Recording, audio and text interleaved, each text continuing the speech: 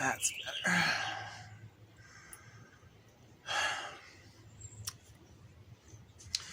Cheers, Terry Crews.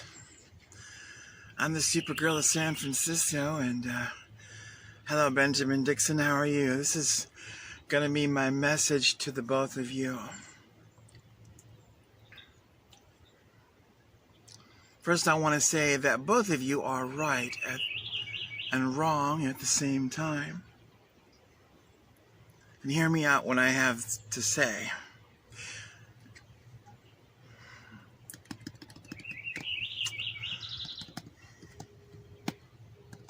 From my spirit, I want you to hear me. Okay? I don't want you to see my skin, and I don't want to see your skin. I don't want to be colorblind, but I have to be color aware. We all should be color aware. What is color aware? Color aware is being aware of all the things that are there. Color aware is all the things that we care. The good, the bad, that's not rad. Ooh, we're color aware. And why are we color aware, ladies and gentlemen? Because it is the secret to understanding the other human being in front of you. And it is the place that we have come to in the year 2020 that we need to be not colorblind, but color aware. Everything from the top to the bottom and how it affects all of us who are really actually just physical beings and energy beings and spiritual beings with different skin pigmentation and melatonin across the planet, because that's just how it is. And that's nice, and that's awesome, and that's normal. Hello? I like all of the colors of the rainbow, people. We are supposed to be all as one, and we are not as one. And that's the problem. And that's why we say Black Lives Matter. That's why we say Asian Lives Matter. That's why we don't go blaming all of Asia and China for a virus that's affecting so many people and then call them somehow the enemy and the villain when they're just human beings with different cultures, different backgrounds, different facial features, different looks, but they're all living, breathing beings worthy of praise. And that's the issue. It's not about... So here it is, Terry Crews. So then here's where I'm going to talk to you about this, okay? I want you to see beyond seeing here and see what really needs to happen on this planet as a species. And that is that people that look like me have to take action. You know? Action. Star Trek-like United Federation of Planets, action. And that's what's necessary for people that look like me, is to stand up and to say no more and to stop hurting my brothers and sisters who are just like me, but different than me, but just like me. And let them have what they need. Let them have the equal freedom not to walk outside and have a beautiful day and not worry about police hurting them. And by the way, as a transgender person, I do relate with police and security guards trying to hurt me, because I have had that discrimination, that level of pain, which is different than yours, but it is almost the same. And that's why, especially as a person who's become more aware of how things really are on the planet, I'm going out as the Supergirl of San Francisco, and I'm also Sean Sunshine Strickland, the Strickulator, but I'm an actor, I'm an activist, and I'm going to do something to help the situation. A lot of some things. A lot of some things. Hello? Anyway. So that's it, Terry. You're right, but you're wrong, but you're right, but you're wrong. Just like a lot of us are walking around this place, what we call Earth, in our space, in a large galaxy. Oh, by the way, we're not alone. We are in this together, and that includes up there, for whatever that reason might be for you.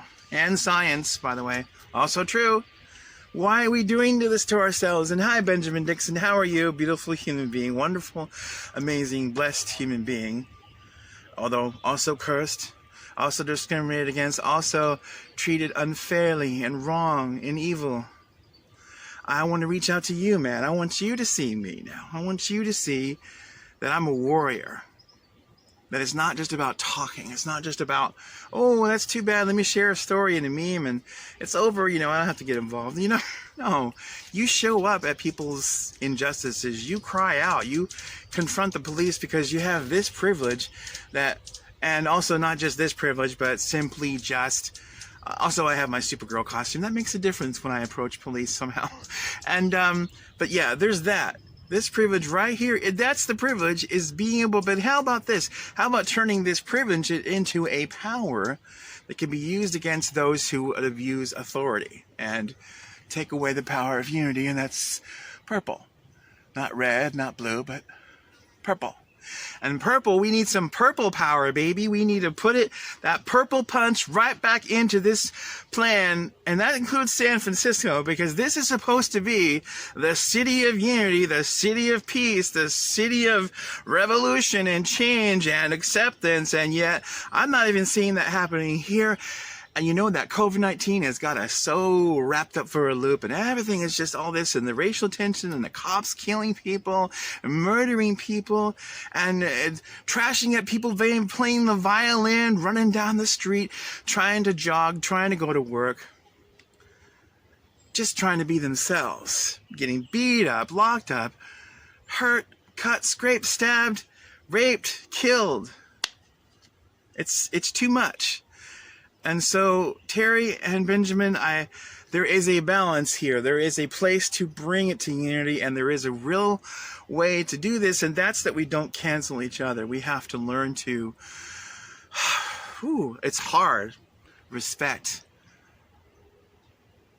one another. We have to learn to love each other, even just a little, and then hopefully be able to understand each other, and that creates the triangle. That triangle?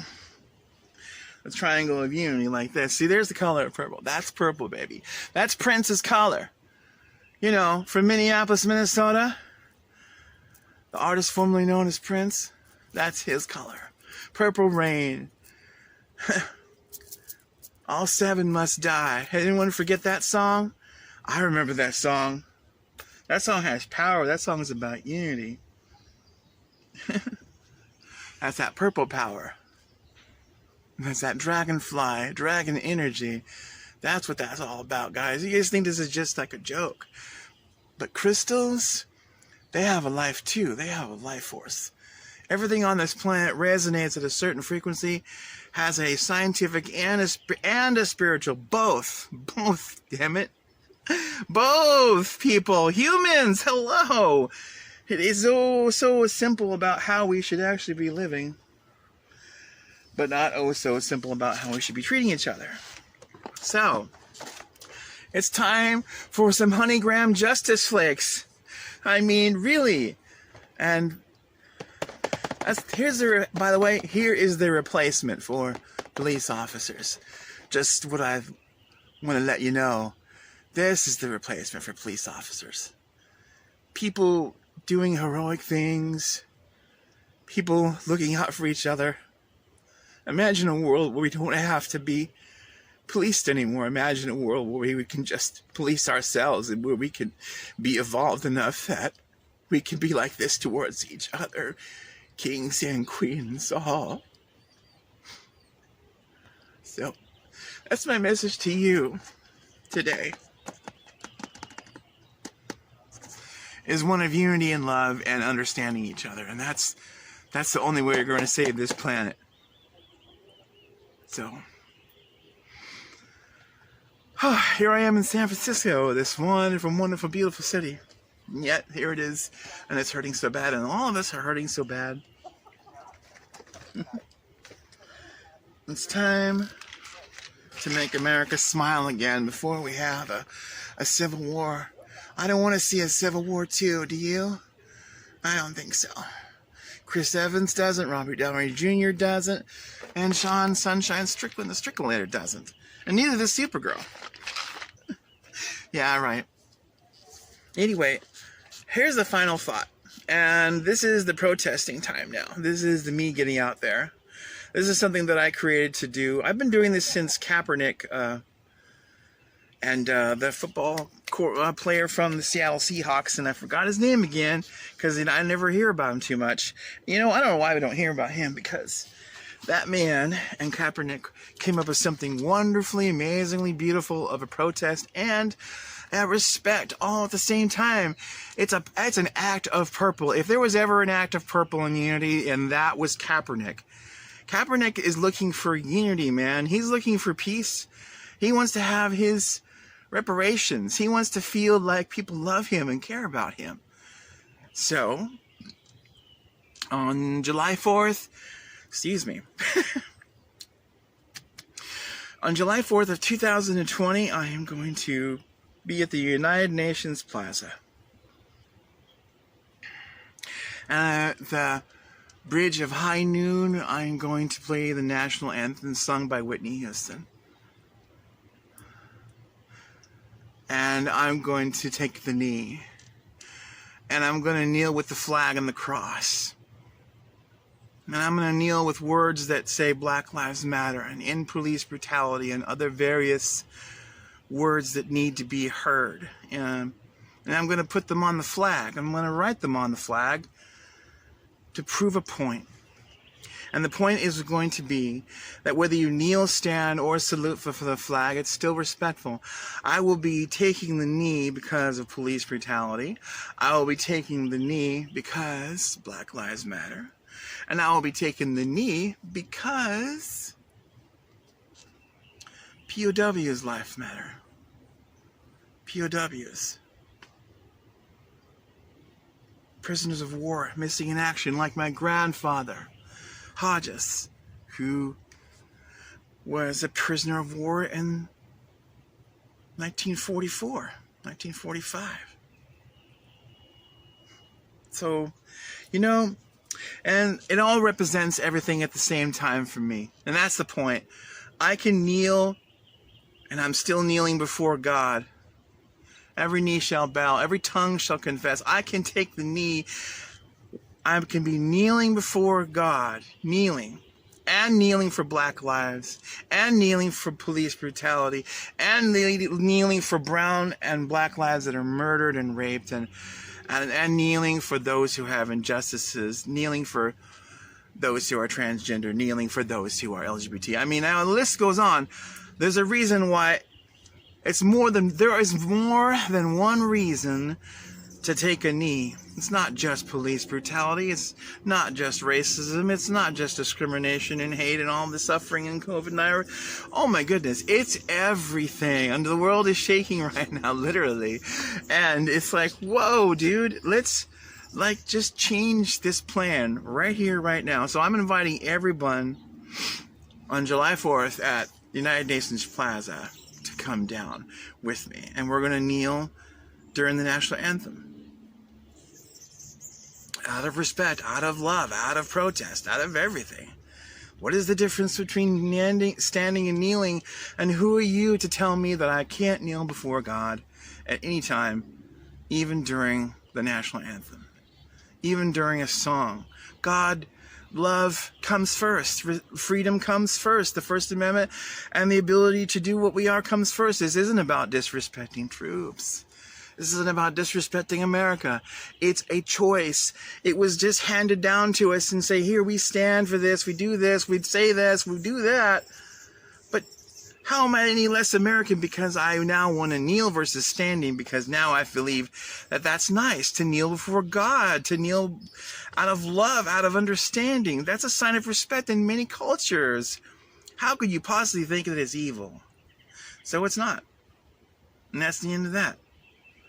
And I'm going to personally stand and salute at the end. But I'm going to kneel for most of the song because I still want to show the troops there must be some compromise to make it work together. And that's what I'm doing. That's what I'm offering to begin with. As the Supergirl of San Francisco. And Mr. Cruz, I really mean this. This is not a joke.